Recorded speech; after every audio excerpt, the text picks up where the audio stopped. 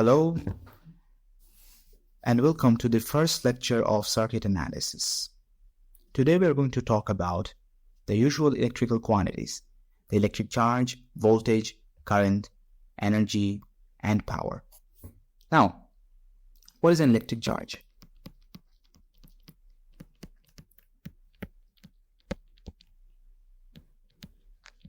Now, charge is a fundamental property of matters, right?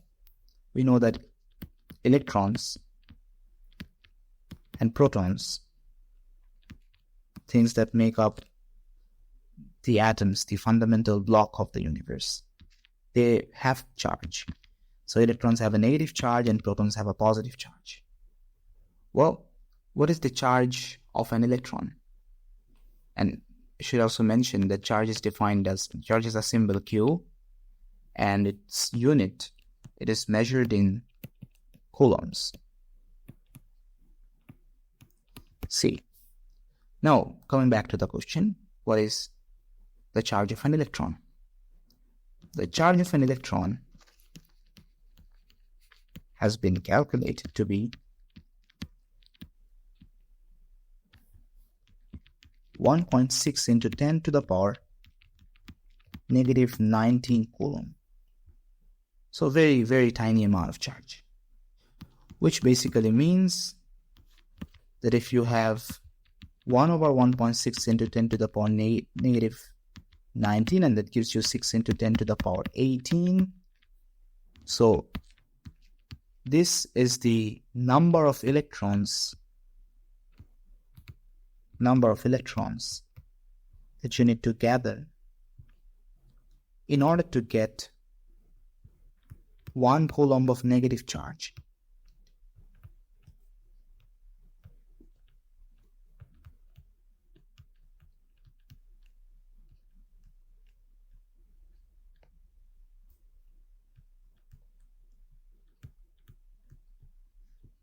Now, we also need to understand that like charges repel.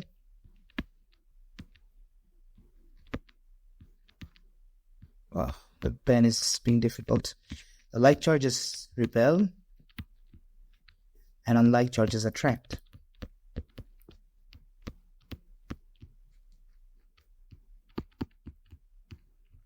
That's all you need to remember about electric charges. It has a symbol Q. Its unit is coulomb. Electrons and protons are fundamental charged particles. The charge of an electron and also a proton, the charge of an electron, if I'm being very strict, then it should be negative 1.6 into 10 to the power 19 coulomb. And this basically means you need to gather about 6 into 10 to the power 18 electrons to have negative 1 coulomb of charge. And if you do have two like charges together, maybe a positive, then they would repel each other. Same thing with two negative charges. And if you have two unlike charges, they would attract. Okay, now let's talk about electric potential difference or the voltage. Now, talking about voltage, it's very necessary to introduce you to the idea of separation of charges. Now, I should also mention that voltage has a symbol V and its unit. This unit is volts, and the symbol of volts is also volts. Now, separation of charges.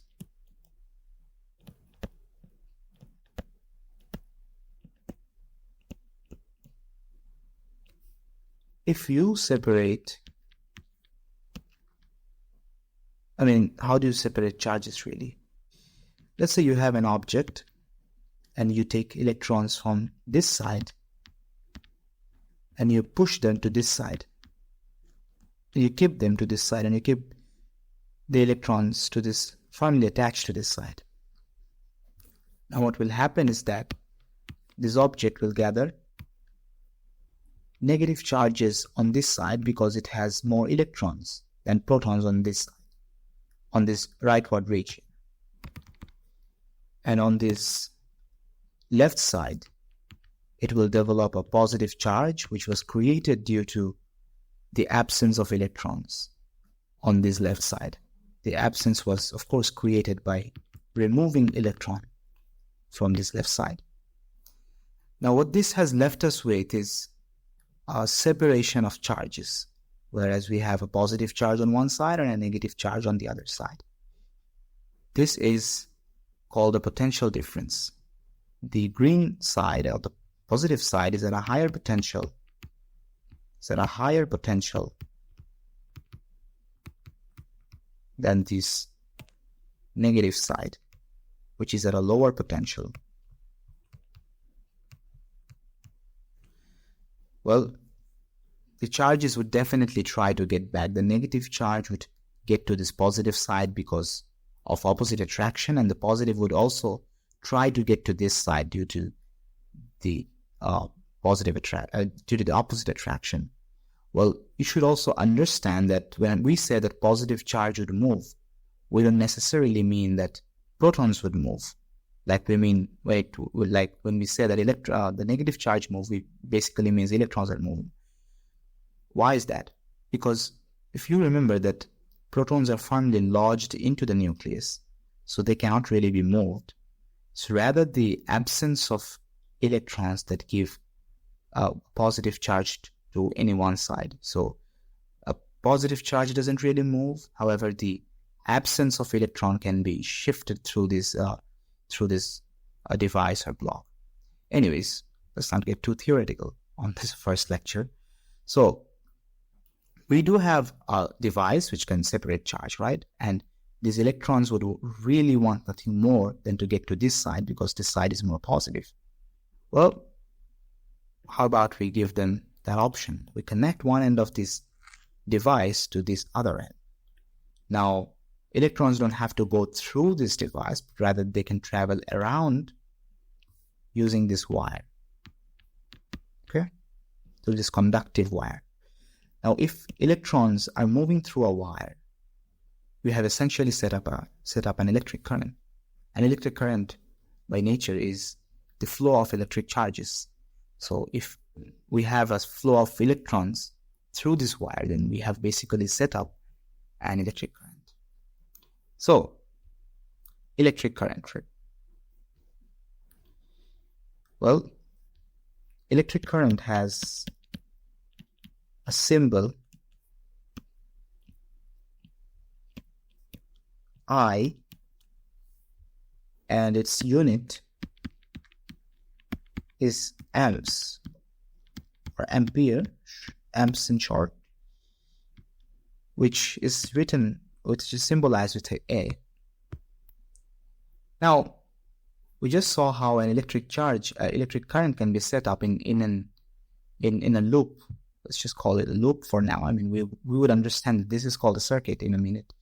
But yeah, so we have an electric current that has been set up due to this potential difference between these two regions of this object.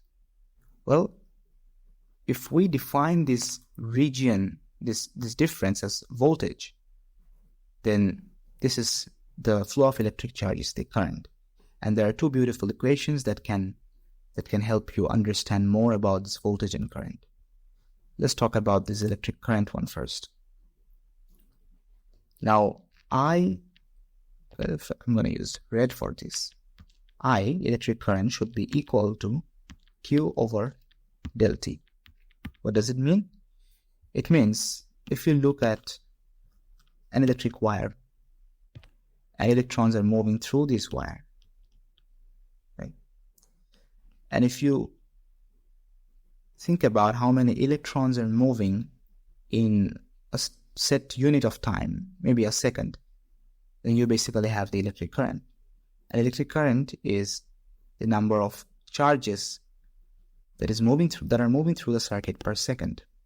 That's what electric current is. And voltage is, if you can see, a push. Through the circuit we